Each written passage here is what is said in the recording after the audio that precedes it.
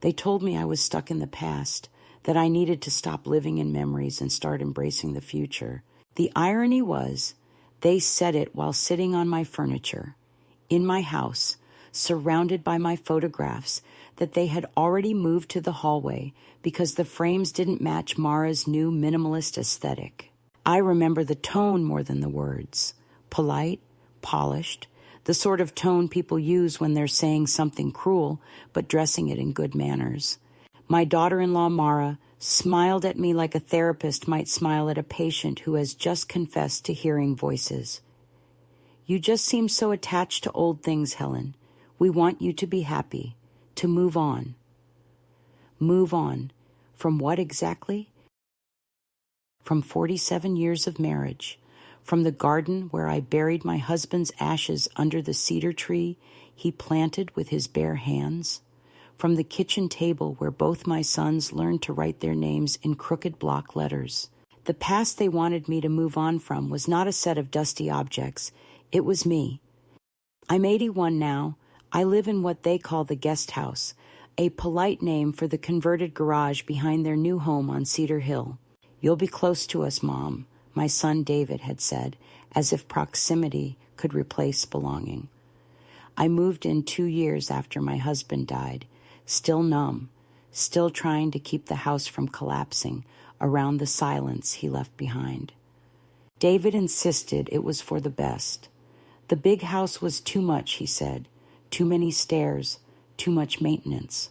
Mara agreed, nodding with that concerned frown she wore like jewelry. You shouldn't be alone out there, she said, and I believed her then. I sold the family home, packed up decades of life into labeled boxes, and trusted them when they said they'd make room for me. The guest house was small, but bright. They decorated it in pale tones, white curtains, beige walls, not a trace of the dark oak or the deep colors I loved. Clean and fresh, Mara said, showing me the space like a realtor on a tour. She'd chosen every item herself. I tried to say thank you, but my mouth couldn't quite find the shape. It was beautiful, yes, but not mine. The first night there, I lay awake listening to the hum of their air conditioning through the wall, the muffled laughter of their dinner guests, and I realized that, though I was on their property, I was no longer inside their lives. In the beginning, I tried to be grateful. I told myself that any woman my age would be lucky to have family nearby. I tended their garden, watched their children when they needed errands done, cooked on Sundays, even though Mara preferred takeout. I smiled through the small humiliations, the gentle corrections, the reminders not to overdo it, the sudden decision to replace my old china with something simpler for everyday use. I thought these were the normal frictions of generations living close. But over time, I began to understand that I had been quietly relocated, not rescued. My son's voice, once soft with affection, took on that strained patience men reserve for the elderly. Mara, efficient and educated, spoke to me as if English were my second language. When she spoke of her family, I was never included. It was always David and I, or the kids and us, never all of us. They had rules, of course, though they never called them that. No cooking with heavy spices because of the smell. No hanging laundry outside. It looked untidy. No watering the garden after dusk because it wasted water. Each rule arrived as a suggestion, but the effect was the same. My habits became intrusions. Even the roses I planted along the fence were deemed a bit dated. Mara preferred native grasses, low maintenance, and unassuming, much like the role she wanted me to play. I think the real break began the day she cleared out my husband's workshop. It was a Saturday morning. I woke to the sound of boxes being dragged across the gravel path. When I opened the door, 2 men were loading his tools into a truck. Mara stood nearby with a clipboard. We're making space for the kids, she said brightly. It's time that area became useful again. She called it decluttering. I called it erasure. My husband's hands had built every cabinet in that room, measured every shelf with a precision he never gave to his own health. I stood there in my slippers, watching strangers handle the last traces of him, and for the first time since his death, I felt rage more than grief. That night, I couldn't sleep. I sat at my small kitchen table, staring at the single-framed photo I'd managed to keep, a picture of us on our wedding day. Him in that ridiculous blue suit, me laughing with my veil half crooked. Mara had suggested I use a more modern frame. I kept it as it was, scratched and chipped. Some things should stay honest. I poured myself a glass of water and thought about what she'd said earlier that day, when she saw me staring at the empty space where the workshop had been. Helen, we all have to let go of something. The past can be a heavy thing to carry. She meant it as wisdom. It landed as dismissal. I began noticing other erasures after that. My name disappeared from the mailbox, just the Harpers now, as if I were a tenant. My mail arrived in neat stacks on their kitchen counter, sometimes already opened. When I mentioned it, Mara smiled apologetically. I thought it might be something urgent. You know how confusing letters can be these days. She was the kind of woman who could insult you and make it sound like a public service. I tried to tell David, but he brushed it off. She means well, Mom. She's just practical. Practicality, I've learned, is the armor cruelty wears in polite neighborhoods. Sometimes, in the evenings, I would watch them from my window, the warm light spilling from their dining room, the sound of clinking glasses, the silhouettes of my son and grandchildren moving around the table. I would imagine that if I walked up the path and knocked, they'd wave me in, pour me a glass of wine, pull up an extra chair. But they never did. The guest house had a private entrance, and that privacy became a boundary neither side dared cross. It wasn't just loneliness. It was a slow vanishing. I felt myself becoming translucent, like one of those photographs that fades when left in sunlight too long.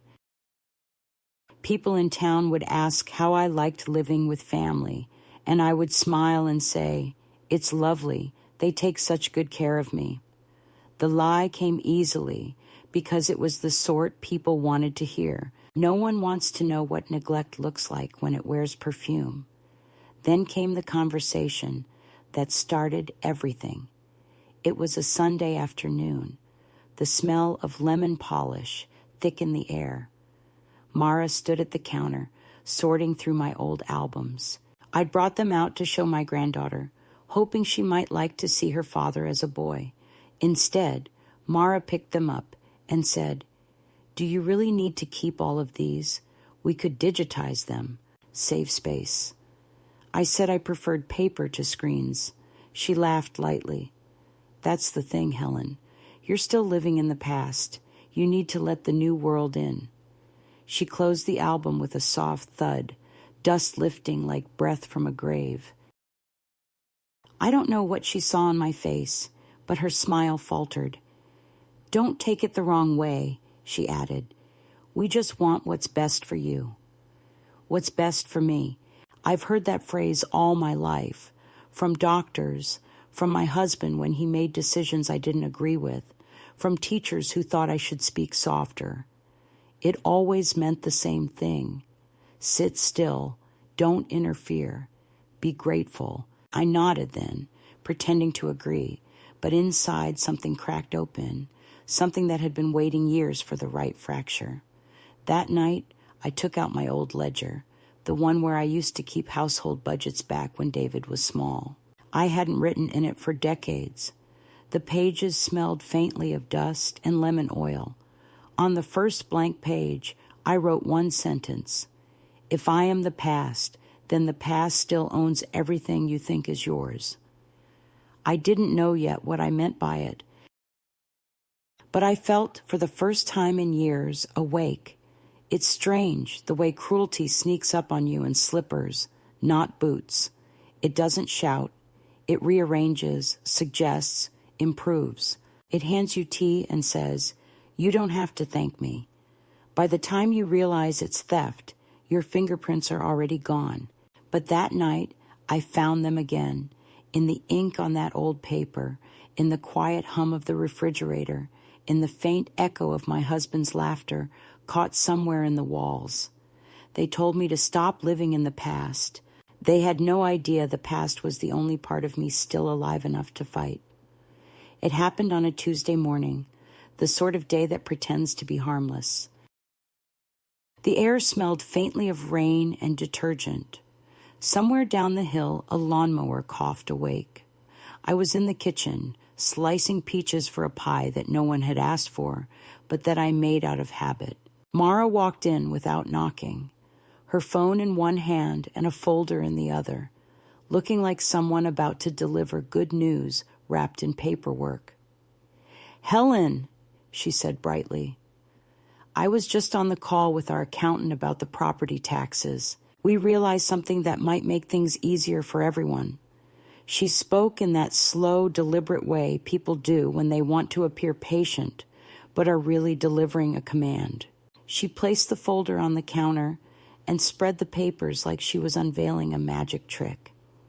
"If we transfer partial ownership of the main house and the guest unit under one title, the tax bracket drops.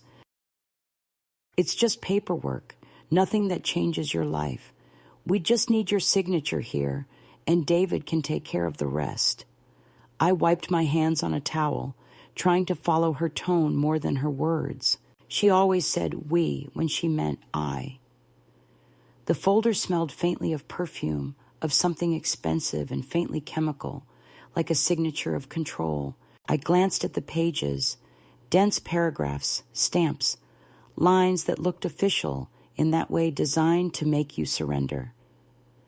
"This is for both houses?" I asked. "Technically, yes," she said quickly. "But it doesn't mean you lose anything. You'll still have full rights to live here. It just simplifies things for the next generation." The next generation.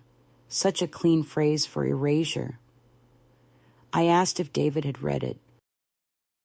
"He trusts me with these things," she said with a gentle smile that did not reach her eyes. The peaches on the counter began to brown. I could smell them turning. I asked if I could keep the papers to read later. She hesitated, then said, "Of course, though the sooner we file, the better. The deadline's this week." She left the folder on the counter and glided back toward the main house, her heels clicking softly on the stone path, leaving the faint trace of perfume behind like a claim of territory. I stood there for a long while, looking at my own name printed on those pages, followed by a list of legal terms that made me feel like I was being translated into property. That night, I brought the folder into my small living room and read every word, slowly, mouthing the sentences as if they were in a language I had once known but forgotten. The more I read, the clearer it became that this wasn't about taxes. It was about control. My house, my supposed sanctuary, would be merged into their asset. My signature would erase the last proof that I had ever owned anything on my own. My husband's savings, my decades of work as a nurse, the quiet investments he and I had made, everything we had built together would dissolve into a line on their balance sheet. I remembered the day we bought our first house, a small place with uneven floors and a fig tree in the yard. We had painted the rooms ourselves. My husband used to tease that I picked paint like I picked friends, slowly and with too much thought. When the walls finally dried, he wrote our initials inside the closet with a black marker. I thought of that now, of the way permanence had once felt like a promise. Here, in this place, permanence was just another word for ownership, and ownership was something I was losing. The next morning, David came by. He rarely visited without Mara. He looked tired, older than his 48 years, and he carried that same tentative politeness his wife used when handling delicate things. "Mom," he said, "Mara mentioned you were a little hesitant about the papers. It's really just for efficiency. The accountant said it's common practice." I asked if he'd read them. "I skimmed," he said, rubbing the back of his neck. "Look, it's not like we're taking anything from you. You'll still have everything you need. We just want to make sure things are in order, for the future." There it was again, the future, that distant country where I apparently didn't exist. I asked him if he remembered who paid for the land this house stood on. His face flushed slightly. "Of course," he said, "you and Dad helped with the down payment, but that was years ago. Things change." "Helped?" I said softly. "We paid for it, David. You and Mara were still paying off your student loans. Your father and I bought this property outright in cash. We added your name later because you wanted to build the extension. Have you forgotten?" His expression tightened. "Mom, no one's questioning your contribution, but it's all one family, isn't it? Why divide it into yours and ours?" Because division, I thought, was the only thing keeping me visible.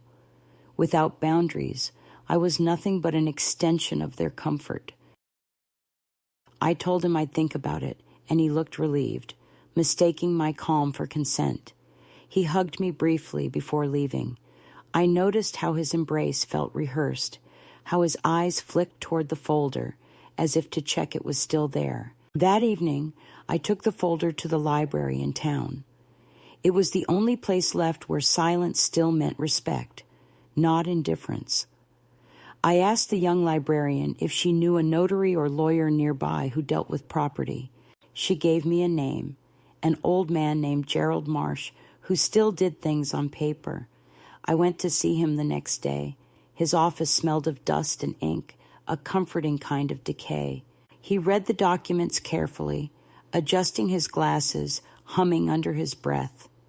When he finished, he looked at me with that particular mix of sympathy and professional restraint. "Mrs. Harper," he said, "if you sign this, the guest house becomes part of their property, legally inseparable from the main house. You'd retain residency rights, but you'd no longer be an owner in any practical sense. They could sell it, rent it, even demolish it if they wanted. You'd have to rely entirely on their goodwill." I sat there for a long time, letting his words settle like dust on my skin. Finally, I said, "So they want to erase me?" He didn't answer. He didn't need to. I asked him what would happen if I refused. "Legally? Nothing," he said. "But family pressure has a way of making legal rights feel very small." He slid the papers back toward me, and I felt the weight of every choice I'd ever made in the space between us. That night, Mara came by again, this time without warning. She brought a casserole and a smile that gleamed too white in the lamplight. "I hope you've had time to think," she said. "It really is better for everyone." She sat down without being invited, arranging her skirt carefully, as if the chair might remember her posture. I spoke with the accountant again. He said if we missed the filing window, it could complicate things next year. I poured her tea and said nothing. She filled the silence like water seeking cracks. "You know," she continued, "sometimes holding on to old structures just makes things harder for everyone. You can't rebuild a life if you refuse to move forward." I looked at her across the table, this woman who had married my son and built a life from the bones of mine. "Tell me, Mara," I said quietly, "what exactly do you think I'm holding on to?" She smiled, that thin, brittle smile that always reminded me of glass about to crack. "Nostalgia," she said. "Objects, memories, control." The word hung between us, heavy and sour. I realized then that she didn't want me erased out of cruelty. She wanted me gone out of fear. My presence, my memories, my stories, they all reminded her that everything she had was borrowed from a past she hadn't built. When she left, I didn't stop her. I waited until her footsteps faded, then took the folder from the drawer, folded it once, and slid it into the garbage bin. I felt no satisfaction, only a quiet, deliberate pulse of clarity. They had drawn the line. They had decided that my history was a burden. And in that decision, they had given me permission to stop pretending we were still a family.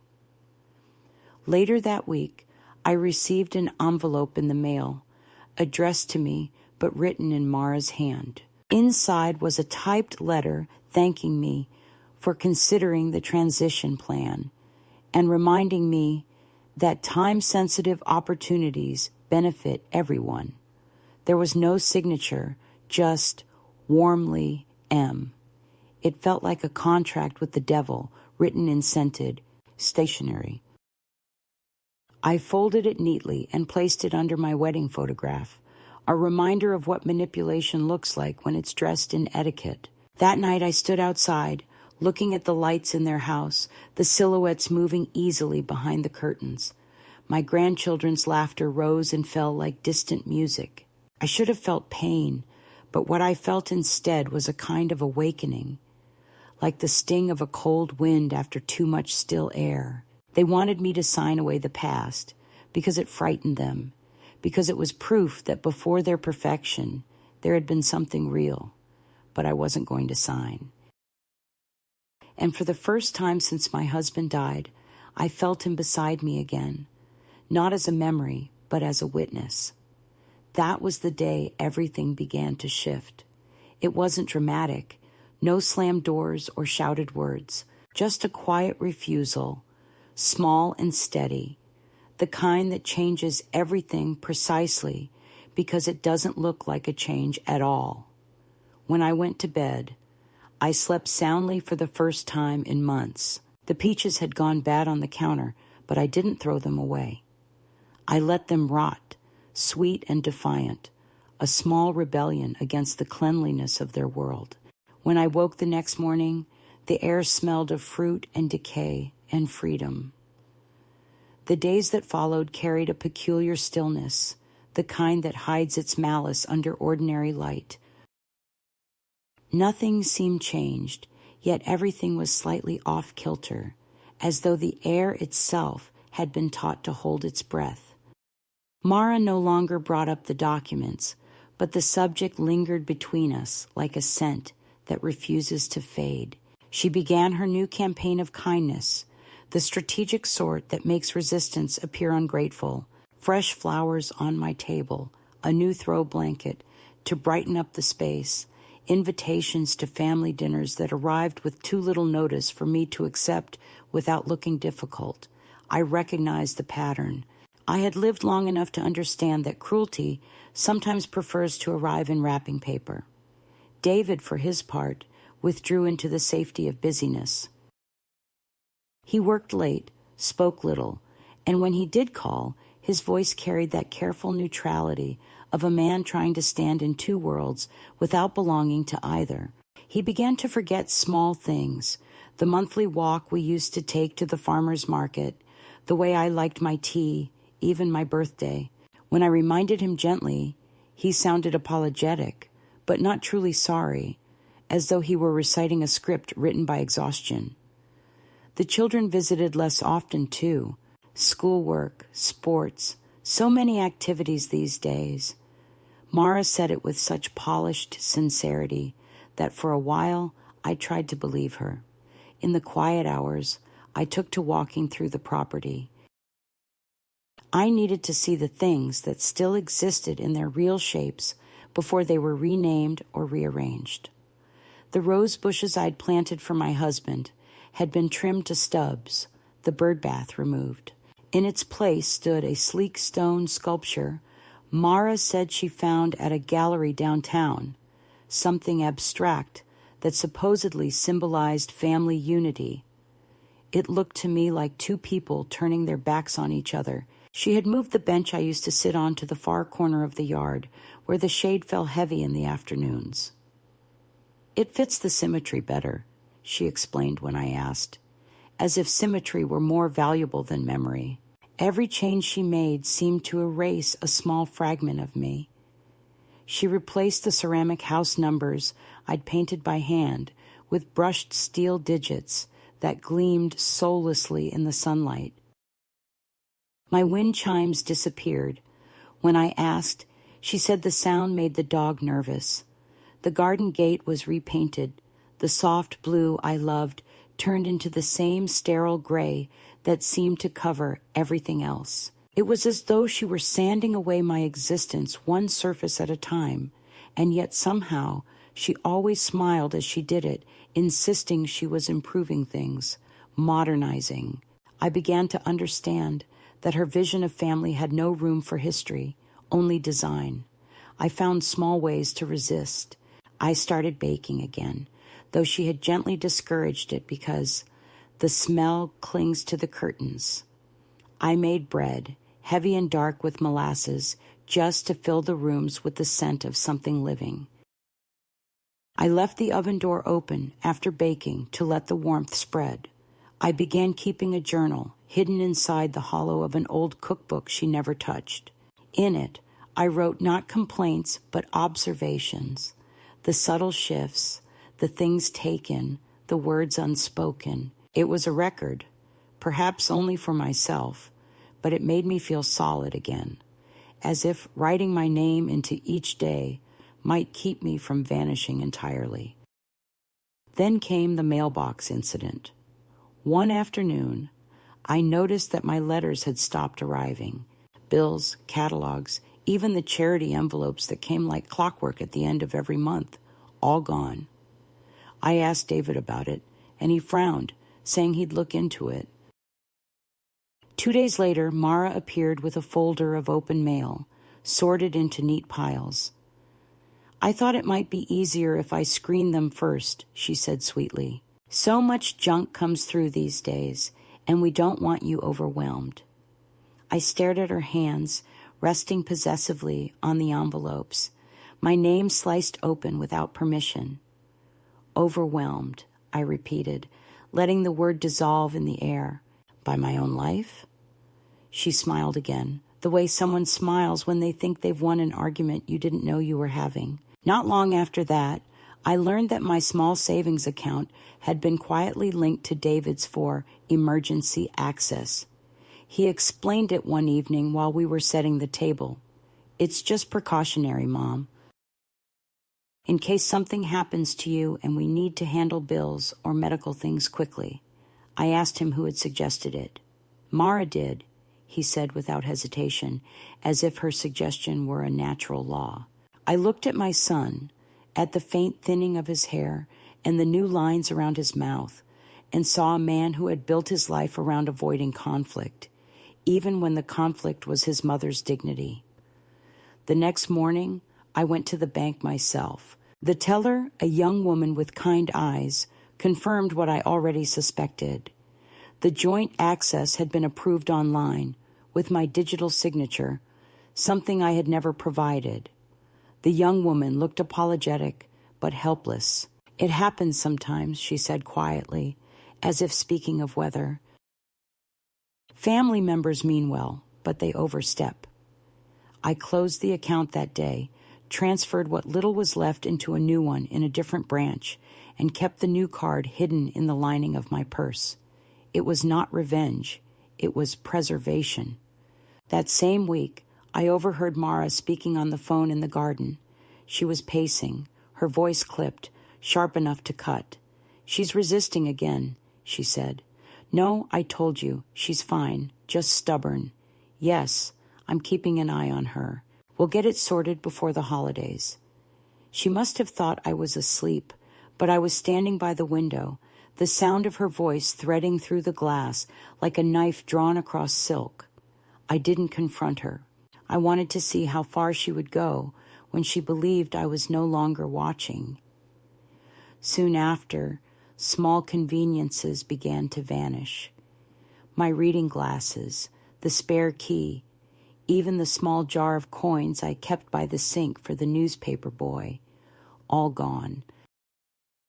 When I asked about them, Mara shrugged. You probably misplaced them. Happens to all of us as we get older. The phrase had a practiced casualness that made my stomach turn. She was planting the idea of decline, soft and gradual, as if to prepare the ground for what would come next. I started to write those details in my journal too, every missing object, every shift in tone. The pages began to fill faster than I expected. One evening, during dinner in the main house, Mara mentioned in front of the children that Grandma's been a little forgetful lately. It was said lightly, with a chuckle, but I saw the way David looked down at his plate. The children giggled. One asked if I was going to forget their names next. Mara smiled indulgently, like a hostess guiding the mood of her guests. I felt something deep inside me tighten, a rope being drawn through flesh. I wanted to stand, to say something sharp enough to draw blood, but instead I smiled too, because I understood that the only way to survive in a house built on performance was to act better than the rest. After that evening, they stopped inviting me as often. Meals were spur of the moment, events decided after I'd already eaten. When I appeared at the back door with a dish, Mara would greet me with that too bright smile and say, "Oh, we didn't think you'd want to come tonight. You get tired so easily." Sometimes I would hear music through the open windows, laughter, the clatter of plates. I would sit in the guest house, pretending to read, the noise of their lives rising and falling like the tide, carrying away everything that once tethered me to them. I began to sense that even my silence was being monitored. Mara had installed a new smart system for the property, cameras and sensors, supposedly for safety. She said they helped track movement and prevent break-ins, but I noticed that the light outside my door blinked each time I stepped out after dark. Once, late at night, I saw the faint red glow of a lens hidden in the porch light. The next morning, I covered it with a strip of black tape. 2 days later, the tape was gone. When I mentioned it, David said mildly, "You know, Mom, the system helps us keep you safe." Safe from what? I wanted to ask, but didn't. I already knew the answer, from myself. Sometimes I'd hear them whispering in the main house late at night. Their voices would drift through the open windows, fragments of sentences, half-caught phrases. "She's so attached. We can't keep doing this. Maybe an assisted place later." The words were cautious, but their shape was clear enough. They were preparing a future where I would be tucked neatly out of sight, filed away like a document in one of Mara's drawers. And yet, I remained calm.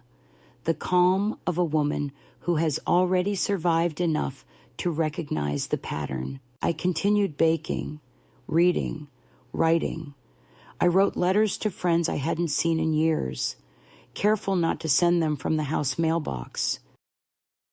I walked to town to post them, savoring the feel of the air, the rhythm of distance growing between me and the property with every step. I began to imagine life beyond the fences, beyond the controlled neatness of Mara's world. Then one afternoon, I received a call from a number I didn't recognize. It was the lawyer, Mr. Marsh, his voice low but urgent. "Mrs. Harper, I thought you should know. Someone requested a copy of your deed from the county office last week. It wasn't me, and it wasn't a public records request. It was signed by your daughter-in-law." For a long time, I said nothing. The silence felt like a living thing pressing against my chest. Finally, I said, "Thank you for telling me." I hung up and sat at the table for a long while, the sound of the refrigerator humming like a small machine trying to keep the world from spoiling. That night, I didn't sleep. I listened to the rain tapping against the roof, steady and unending, and I thought about all the quiet ways people take what isn't theirs. Not through theft or threat, but through patience, through the slow erosion of your confidence until you begin to wonder if maybe they're right. Maybe you are the problem. But I knew better now. The real problem wasn't that I lived in the past. It was that the past still had roots deep enough to trip them. By the time dawn crept through the blinds, I had made a decision. It wasn't grand, not yet, just the faint outline of something certain. I poured myself a cup of coffee, opened my journal, and wrote one sentence in the margin of the last page. They mistake silence for surrender. I closed the book and looked toward the main house, where lights were beginning to flicker awake. Somewhere inside, Mara was already arranging her day, her schedules, her narratives, but I had my own now, quiet, deliberate, invisible to her kind of order. I smiled, not out of joy, but recognition. The first phase of disappearance was ending. The next would be mine to choose. The shift began quietly, almost imperceptibly, the way a tide changes before the sea reveals its intent. Nothing dramatic announced it, no confrontation, no sudden rebellion, but something inside me altered its shape. The fear that had lived in my chest for months began to thin, replaced by a kind of clear, tempered anger, not the wild heat of youth, but the slow-burning certainty that comes only when you've seen too much to keep pretending. I realized one morning, while washing dishes, that I no longer flinched when Mara's voice echoed through the garden. Her tone, her footsteps, her perfume, none of it carried power anymore. They were simply sounds in the distance, like the neighbor's sprinklers or a dog barking at the mail truck. I had stopped existing inside her story and started living inside my own again, even if no one else knew it yet. The first real act of defiance was practical, not symbolic. I decided to consult Mr. Marsh again, the lawyer who had helped me understand what those property papers truly meant. When I called his office, he sounded surprised to hear from me. "I was hoping you would," he said. "You left things unresolved, and unresolved things have a habit of growing teeth." I told him I wanted to update my will, revise the trust, and put certain matters beyond dispute. He asked if I was certain I wanted to do it quietly, without informing family. I laughed softly. "Mr. Marsh, at my age, certainty is the only luxury left." We set an appointment for Friday afternoon. That Friday I dressed carefully, not for vanity, but for armor. Navy slacks, my late husband's watch, a cardigan that still smelled faintly of cedar. I took the bus into town instead of calling a cab, enjoying the anonymity. The world beyond Cedar Hill felt textured and alive in a way their pristine neighborhood never did. At the law office, I signed papers with a steadiness that surprised even me. I transferred a small investment account to a charity for women's housing, left my personal savings to my grandchildren directly, and adjusted the deed for the guest house so it would remain in my name until my death, after which it would pass not to David or Mara, but to the local library foundation. I even left instructions for the rose garden to be maintained as a memorial plot, a quiet act of reclamation disguised as philanthropy. When it was done, Mr. Marsh looked at me over his glasses. "You've built a fortress, Mrs. Harper," he said. "A legal one, at least." I told him that was all I needed for now, walls strong enough for a woman to rest behind without being moved again. I didn't tell anyone about the visit. I returned home before dusk, carrying only a small envelope with notarized copies. I hid them inside an old photo album, between pages of faded pictures of David as a boy. That night, while the house above me glowed with laughter from some dinner party I hadn't been invited to, I sat by the window and read through those papers again. Each signature, each clause felt like a small restoration of oxygen. They had wanted to fold me neatly into the future they were building. Instead, I had written myself back into the present.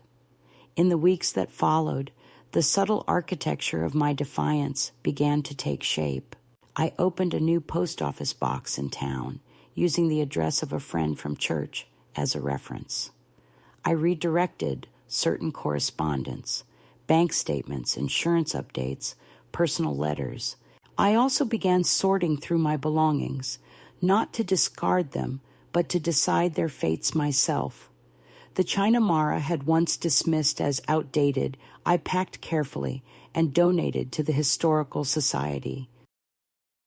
The lace tablecloths my mother embroidered, I sent to a cousin in Vermont who still entertained like people used to, with warmth and too much food. For every object I gave away, I felt lighter, not because I was letting go of the past, but because I was choosing where it would live. Mara noticed, of course. She always did. "Doing a little spring cleaning?" she asked one afternoon, standing in my doorway without invitation. I told her I was simplifying. "That's wonderful," she said. "I've been meaning to talk to you about reducing clutter. A clear space helps with a clear mind." I nodded politely, pretending not to see the hunger in her eyes as she glanced around, cataloging what was left. She didn't yet realize that the things she coveted were no longer hers to inherit. Around that time, I also started walking again, long walks beyond the manicured streets of the subdivision, down into the older part of town where porches sagged and paint peeled and life felt imperfect but sincere. I found a cafe there, small, and run by a woman named Thea, who seemed to recognize in me the same combination of stubbornness and solitude. She brewed her own coffee, strong and dark, and always added a splash of cinnamon without asking. I started going there every Tuesday. It became a kind of sanctuary, a place where no one knew me as anyone's mother or burden. Sometimes I wrote letters. Sometimes I just sat watching strangers talk. One day, Thea asked, "You retired?" I smiled and said, "No, I just stopped working for other people."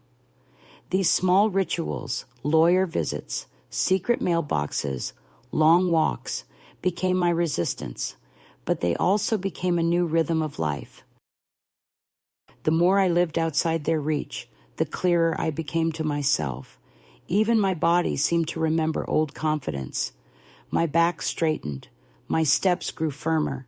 I started humming again while I cooked. Music, the kind my husband used to put on during Sundays, filled the rooms instead of silence. And though I never said a word to Mara, I could sense she felt the change. There were moments when I caught her studying me with a faint unease, as if she sensed her influence slipping but couldn't name how. One evening, David came by alone. He seemed uncomfortable, shifting his weight from foot to foot. "Mom," he began, "Mara thinks maybe you've been distant lately. She worries you're unhappy here." I poured him tea, took my time stirring in the sugar. "Do you worry, David?" He hesitated. "Of course. We just want what's best for you." I set the cup down gently, then stopped deciding what that is. The words startled him. They startled even me, but once said, they hung between us with a finality I didn't try to soften. He opened his mouth, then closed it again, as though he'd walked into a room where the furniture had been rearranged overnight. After he left, I didn't feel triumphant. I felt calm, and underneath that calm, a quiet sadness. I still loved him, of course. Love doesn't vanish with betrayal. It just changes its shape. But I also understood that loving him didn't mean surrendering to his blindness. Sometimes protecting your child means standing far enough away that they can't use your warmth as an excuse to stay cold. A few days later, Mara announced they would be remodeling the main kitchen. "It'll be chaotic for a while," she said. "You might prefer staying elsewhere until it's done. Maybe a short-term apartment?" I smiled. "No need. I'll manage fine here." I knew what she was trying to do, softly push me toward temporary absence, the kind that quietly becomes permanent. I began keeping notes of every conversation, every proposal, every alteration to the house. My journal became thicker, my handwriting sharper, steadier. Then something unexpected happened. An email from the Library Foundation thanking me for my pledged gift. Somehow they had sent a confirmation before I intended them to. For a brief moment, I panicked, thinking the message might reach Mara or David, but the relief that followed was even stronger. It was too late for them to undo it. My plans were now written into public record. I had secured the part of my life that mattered most, the proof that I could still act in the world with purpose. That night, for the first time in years, I opened the old sewing box my husband had built for me. Inside were scraps of fabric from every curtain and dress I'd made through the decades. I started stitching them together into a quilt. The work was slow, steady, meditative. With each piece I added, I felt I was mending something invisible, stitching the edges of my own life back together. By late autumn, my world had changed shape entirely, though no one outside me could see it. To Mara and David, I was still the quiet old woman in the guest house. But beneath that stillness, there was movement, a network of choices forming, subtle and deliberate. I had taken back the one power no one can fake, the power to choose the meaning of my own days. I no longer waited to be invited to dinner. I ate when I was hungry, slept when I pleased, and spoke only when I wished to be heard. Sometimes, at dusk, I would walk to the edge of the garden and look at the horizon, at the faint line of light sinking behind the hills. I would think of my husband and the way he used to say, "There's a moment between day and night when everything is equal. That's when decisions take root." I knew that moment had come for me. The life they built around me was no longer mine to endure. The next one, though not yet visible, was already growing beneath the surface, like bulbs wading through winter. When I went to bed that night, the air smelled faintly of rain, and the quilt lay half-finished on the chair beside me. I touched the stitches, crooked, imperfect, mine, and felt something close to peace. It wasn't happiness yet, but it was the first honest step toward it. Winter came quietly that year, like someone entering a room full of sleeping people. The mornings began with frost on the edges of the windows, a pale shimmer that disappeared by the time the sun reached the hills.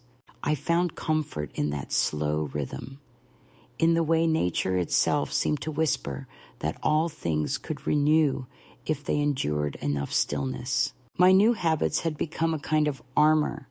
My walks into town, my hours spent writing, my secret financial independence.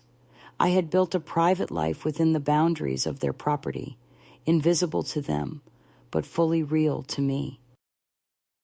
Yet peace, I've learned, has a short lease when it depends on other people's tolerance.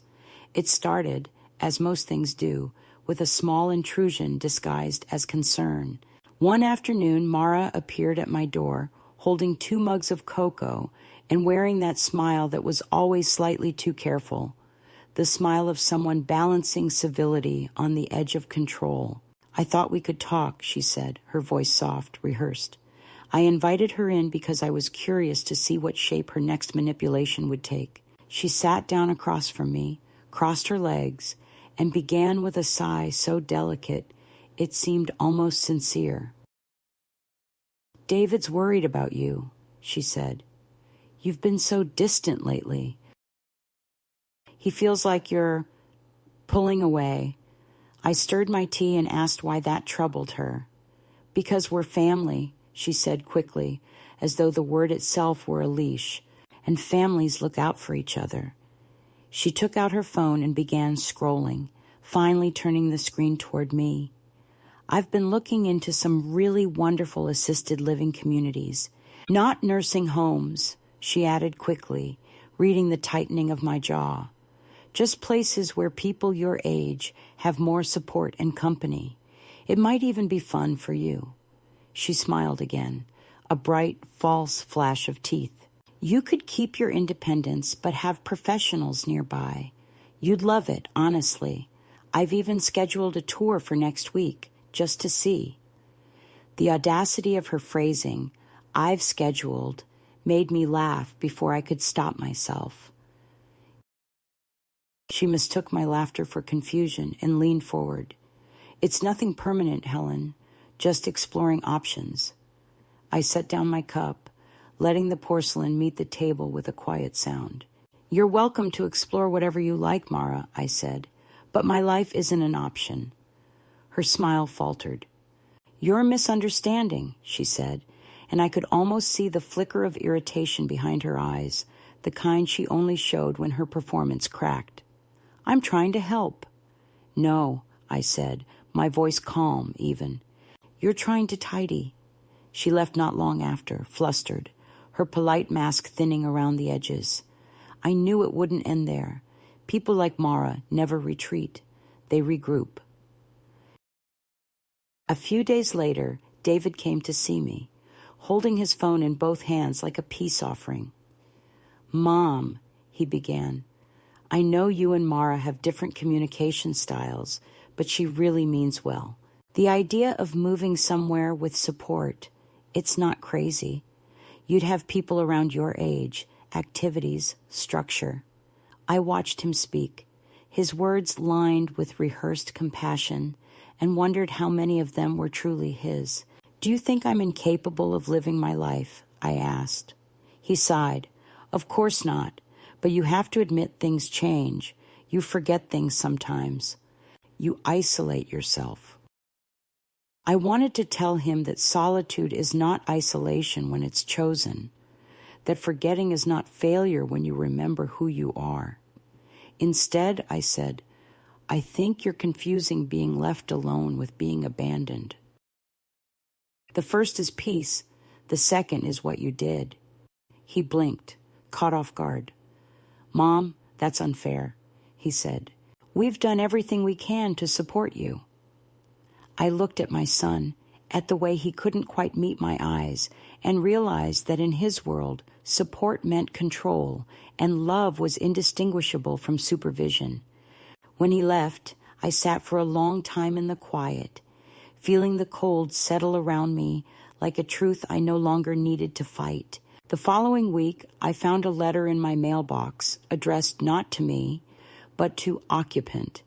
Inside was a pamphlet for an assisted living complex, glossy and cheerful, with photographs of gray-haired people smiling over jigsaw puzzles. I tore it in half and threw it in the fireplace, watching the paper curl into ash. When the flames had died, I took out my journal and wrote, "They mistake endurance for dependence.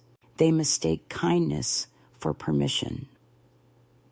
It was around that time that my grandson, Sam, began to visit again. He was the youngest, only 19, lanky and uncertain, with eyes that still looked at the world as if it might someday apologize. He came one Saturday, unannounced, saying he'd just been in the neighborhood. I made him tea, and we talked about nothing at first. College, weather, the books he pretended to have read. Then he said quietly, "Mom thinks you're angry." I smiled. Mothers often think that when they've done something wrong. He laughed, then hesitated. "She says you've been acting strange, that you're hiding things." I met his gaze steadily. "Everyone's hiding something, darling. That's what keeps the world from collapsing."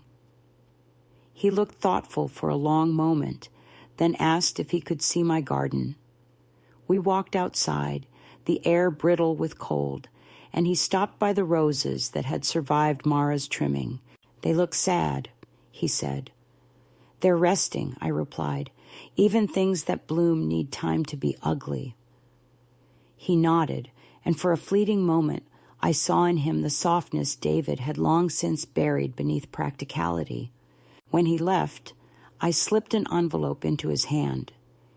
Inside was a small check, not large enough to draw attention, but enough for him to buy books, or maybe a bus ticket if he ever needed to run from something. "What's this for?" he asked. "For remembering to visit," I said. Not long after, Mara found out about the gift. I don't know how. Perhaps Sam mentioned it, or perhaps she was still reading my mail. But she arrived at my door again, this time without pretense. "We need to talk," she said sharply. "You can't just hand out money to the children. It sets a bad precedent." I asked her what kind of precedent that was. "Undermining authority," she said, and I almost laughed at the word. Authority, hers of course, not mine. I told her calmly that my money was my own. Her voice rose, brittle and bright. "It affects everyone's future when you act impulsively." "Then consider it a redistribution," I replied. After she left, I knew something was coming. People like Mara don't argue to win. They argue to justify retaliation. A few days later, I discovered that my internet connection had been cut. When I called the service provider, they said the account had been merged with the main house's for simplification. When I confronted David, he said, "It's just easier this way. We'll handle the bills." The word handle hung in the air like a net. I nodded, too tired to fight over something so small, but inside, something cold and precise began to form. I started making copies of documents, of letters, of bank statements. I kept them in a folder at the library under a false name, just in case. It was early March when the storm finally came. Mara called me to dinner, an invitation so rare it should have warned me. The table was set too perfectly, the children too quiet. Halfway through the meal, David cleared his throat. "Mom," he began, "Mara and I have been talking, and we think it's time to make some changes." My fork paused midair. "What kind of changes?" I asked. "For your comfort," Mara said quickly, "and ours. We'd like to start the process of transferring property management. It'll simplify taxes and make sure everything's secure." She said it like a nurse explaining a sedative. David continued, "We've already consulted a financial advisor. It's really just a formality now." I felt the room grow smaller, as if the walls themselves were listening. "You've made decisions about my property without asking me," I said quietly. Mara's tone remained sugar smooth. "We just wanted to relieve you of the stress. These things can be confusing." I looked at her, at my son sitting beside her, his shoulders hunched like a boy caught between loyalties. "You know," I said slowly, "confusion is a convenient story to tell about someone you want to silence." She blinked, her smile faltering. "That's not fair," David said. "We're trying to protect you." "From what?" I asked. "Your own greed?" The silence that followed was sharp enough to cut. David stood abruptly, muttering something about everyone needing to calm down. Mara stayed seated, her eyes cold. "You're being paranoid," she said softly. "You need help." "You might be right," I said, rising from my chair. "But I assure you, it's not the kind of help you're qualified to give." I left the table and walked back to the guest house, the night air slicing across my face like freedom. The next morning, there was an envelope slipped under my door. Inside was a printed notice from their lawyer, a proposal outlining shared financial management for the well-being and stability of all parties. It was a masterpiece of polite coercion. I placed it on the counter, made myself coffee, and decided I was done reacting. From that moment on, I would act. I began by visiting the Library Foundation in person. The director, a woman named Elaine, greeted me warmly, unaware of the storm my decision had caused. "Your gift came through beautifully," she said. Would you like to see the reading room we'll be naming after you? For a moment, I couldn't speak. A room with my name on it, small, modest, but mine. When she showed it to me, sunlight fell across the shelves like benediction. We'll put a plaque by the window, she said.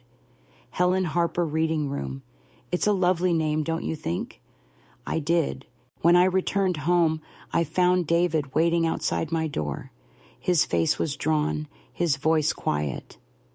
Mom, what are you doing? The lawyer called me.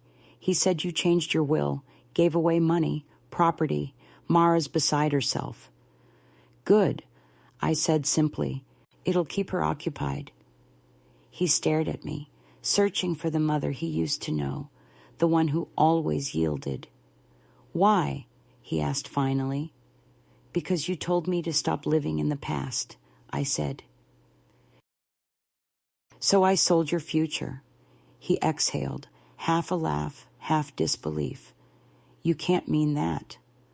I do, I said, and it's already done. He shook his head, his voice rising. You're destroying the family over pride. I looked at him gently. No, David. I'm saving what little of myself your family hasn't already consumed.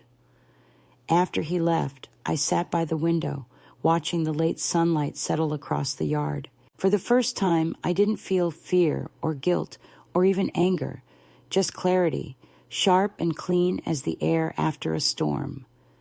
They would rage, of course. There would be accusations, stories told to neighbors, perhaps even legal threats, but it didn't matter. The structure of my life was finally mine, shaped not by obligation or expectation, but by will. That night, I took the folder of copies from its hiding place and burned the duplicates one by one. I didn't need proof anymore. I had action. The flames glowed bright, steady, alive. In their light, I saw the faint reflection of my husband's face, not as memory, but as approval. The house above me was dark, silent, the perfect picture of control. But in the guest house, in that small, stubborn space they had built to contain me, something entirely uncontrollable had been born. And for the first time in years, I felt something close to joy, raw, defiant, earned.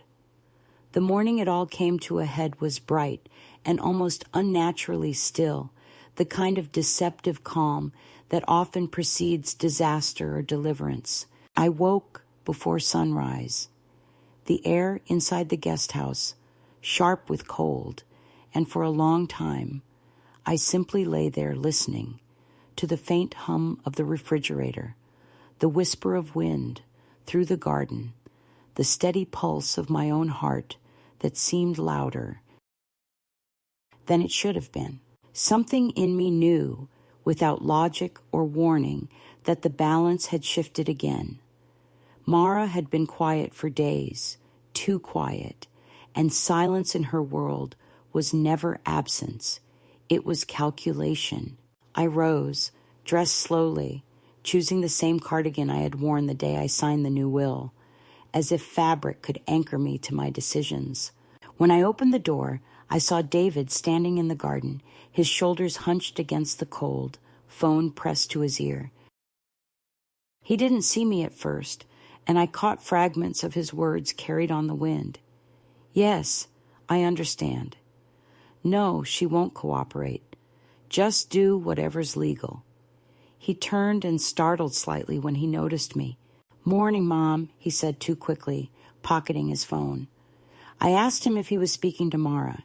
He hesitated, then said, to the lawyer, We're trying to find a way to resolve things.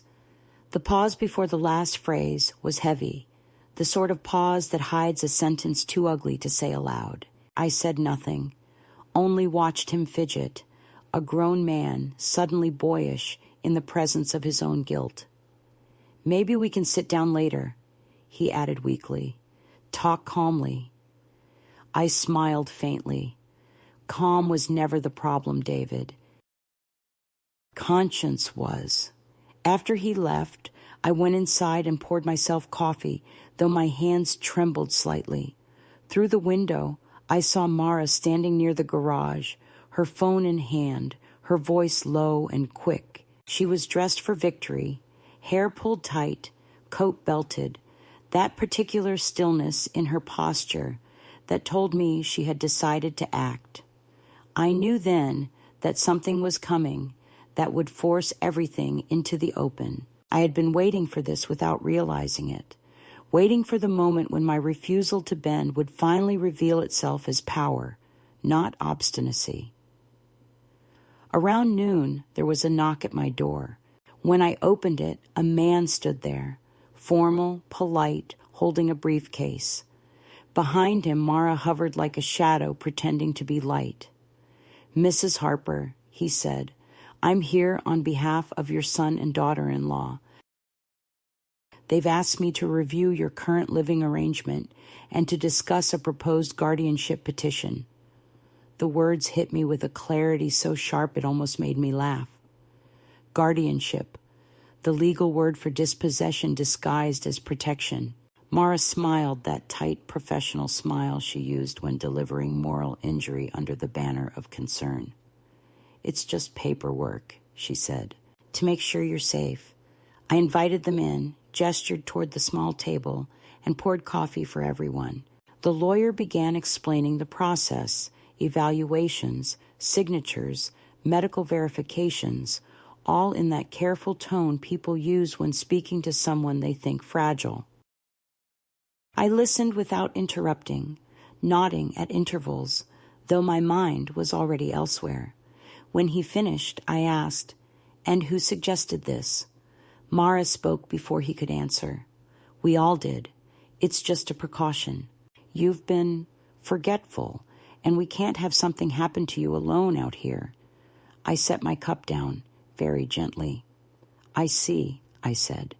"So the cure for forgetfulness is to strip me of decision-making entirely." She flushed slightly. "You're taking this the wrong way."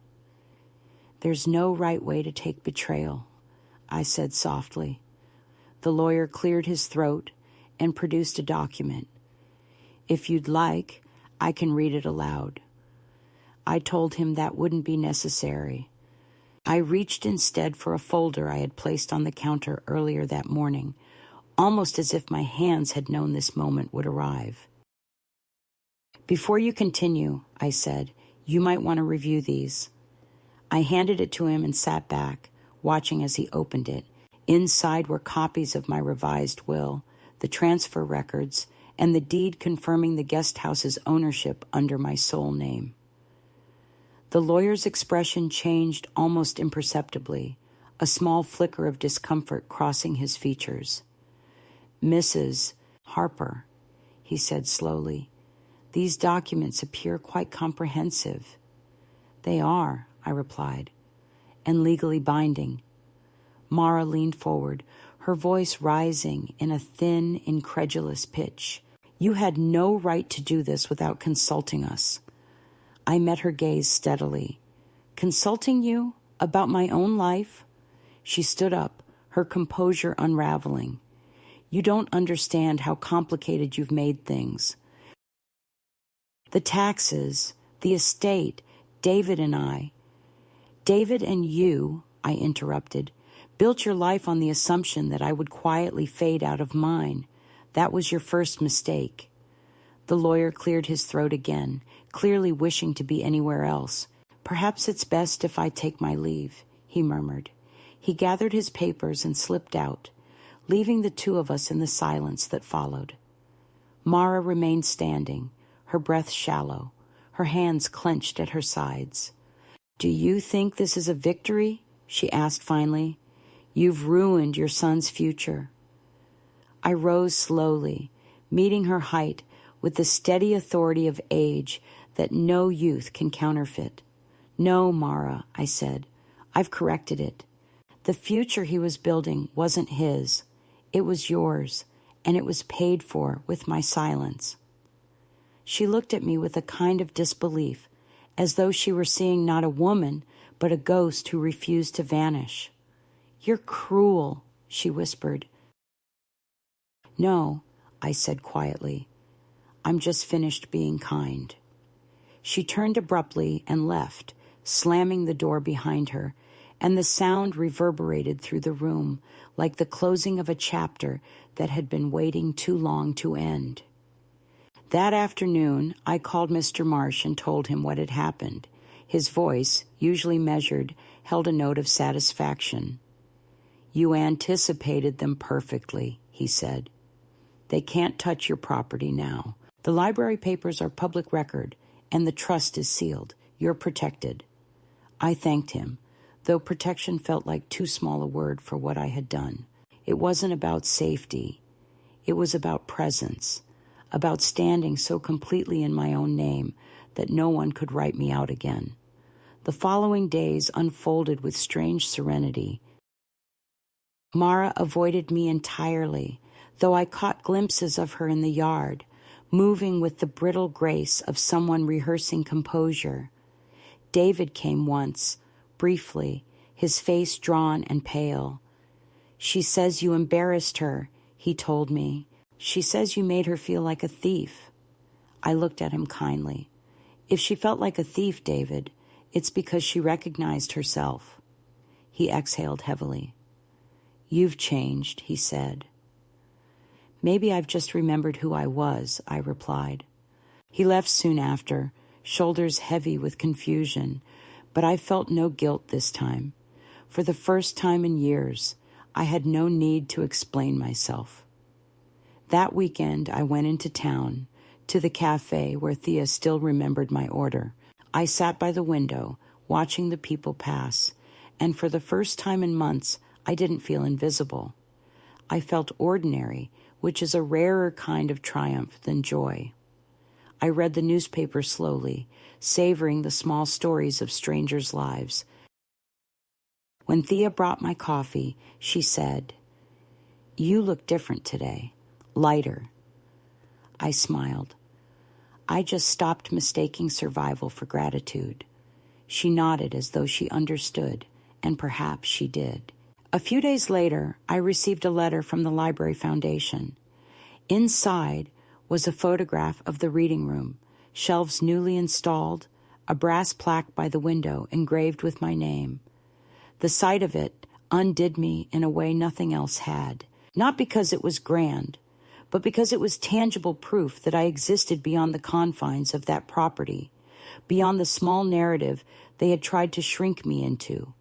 I had created something permanent in a world that had wanted to forget me. That evening, I walked through the garden one last time.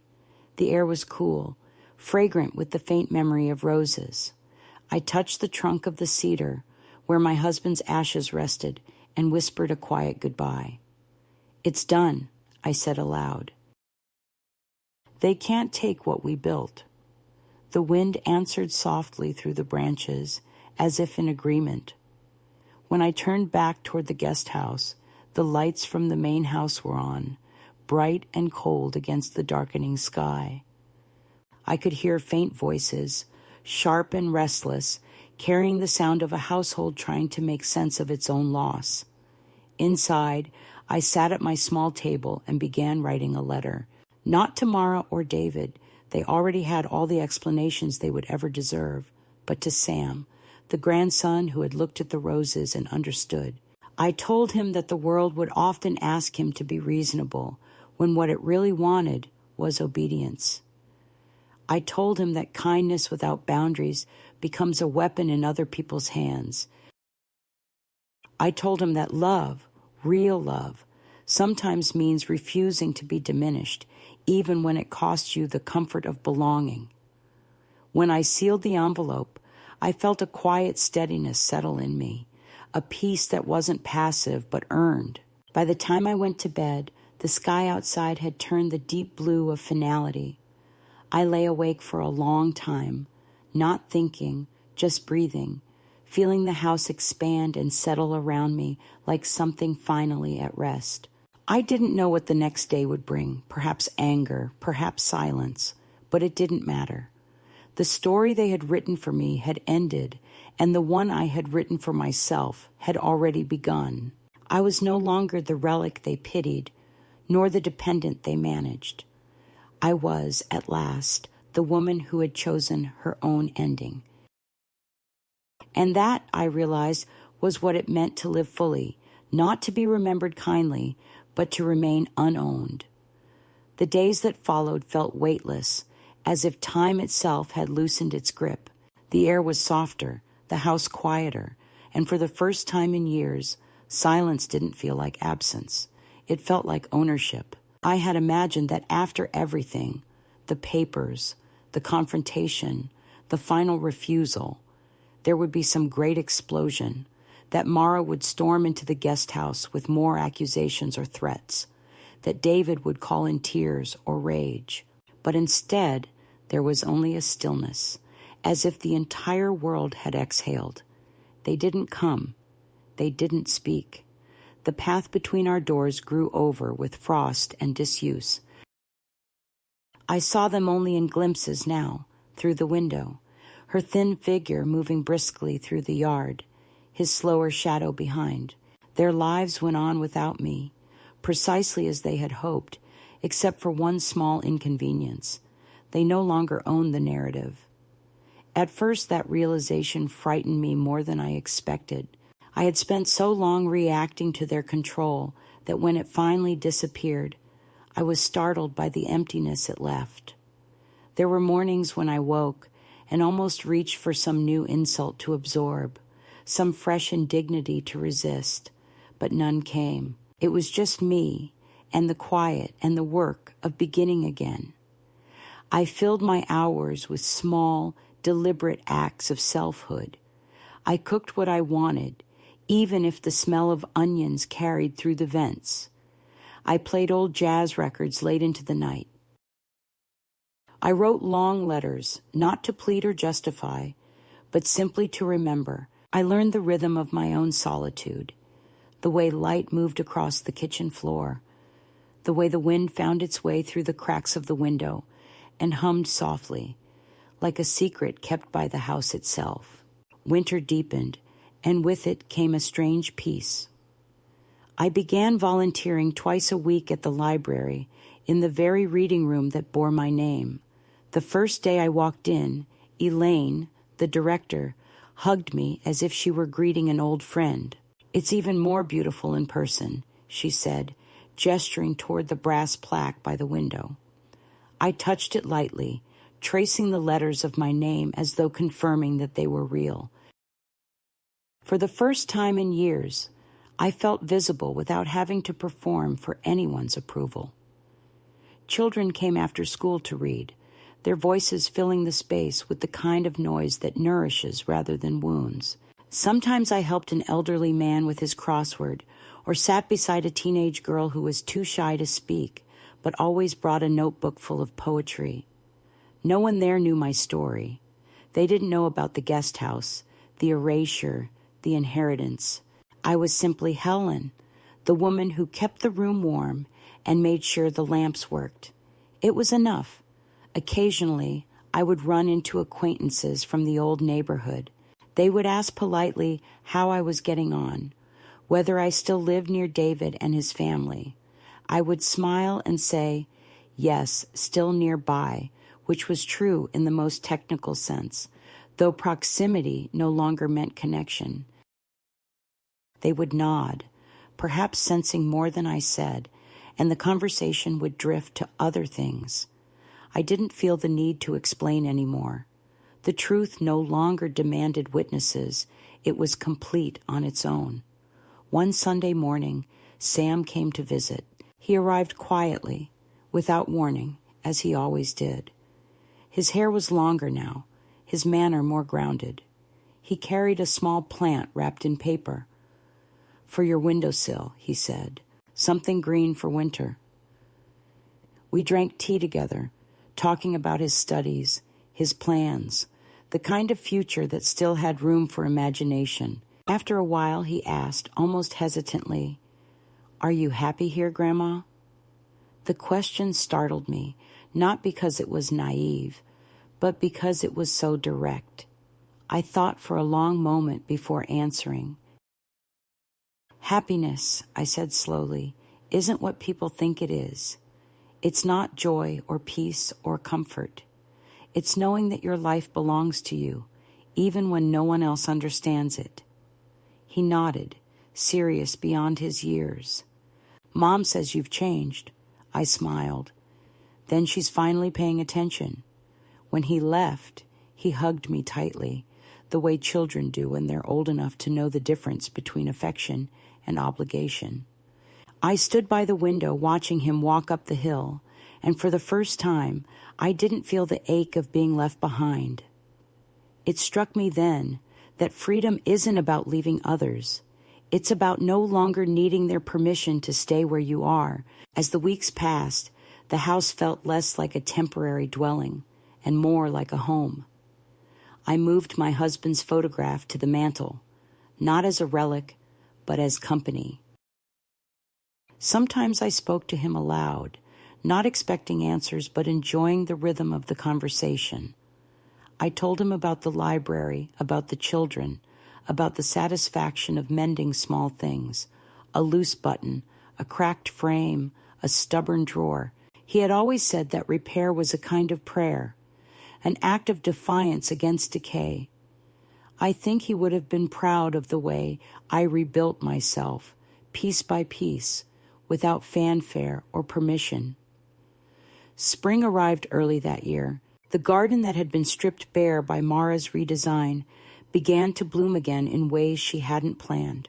The roses she'd hacked to stumps returned, fragile but insistent, sending new shoots through the soil, as if declaring that memory, too, had roots no pruning could erase. One morning, I saw Mara standing by the fence, staring at them. She didn't see me watching, or perhaps she did, and chose not to acknowledge it. Her posture was different now, less sure, almost tired. For a moment, I felt something close to compassion, that dangerous tenderness that survives even after betrayal. She looked lost, as if realizing that control brings no warmth. But I didn't step outside. I had nothing left to give her, not even pity. In April, the library held a small dedication ceremony for the reading room. I wore a dark blue dress and a brooch my husband had once given me. There were speeches, polite applause, and the smell of old paper and fresh paint. When Elaine handed me a single white rose and thanked me for turning memory into legacy, I felt tears rise, not of sorrow but of clarity. I wasn't living in the past, as Mara had once accused. I had simply carried the past forward until it found its rightful place. Now, most evenings end the same way. I sit by the window with a cup of tea, the radio playing something soft and steady. Outside, the garden hums with quiet life, and somewhere up the hill, the lights from their house flicker faintly. We exist in parallel now, separate worlds sharing the same patch of sky. I no longer measure my worth by their acknowledgement. I have learned that invisibility can be a kind of sanctuary when it's self-chosen. Sometimes, as night falls, I think of all the women who live in small annexes of other people's stories, mothers, grandmothers, wives who were told their usefulness was their worth. I imagine speaking to them, not as advice, but as truth whispered across distance. Don't wait to be invited back into your own life. That's what I would tell them. Don't confuse being quiet with being erased. I would tell them that the past isn't a cage. It's an inheritance of lessons, and that the future belongs not to those who inherit, but to those who refuse to disappear politely. When I turn off the light and lie down, I no longer dream of the house I lost or the family that abandoned me. I dream instead of the reading room, of children laughing softly under the golden lamps, of pages turning like breath. I dream of the garden, alive again despite neglect, proof that life insists even when dismissed. And sometimes I dream of my husband's voice saying what he used to tell me whenever the world felt unkind. You're harder to erase than they think. He was right. I am. And in that quiet certainty, I find the closest thing to peace I've ever known.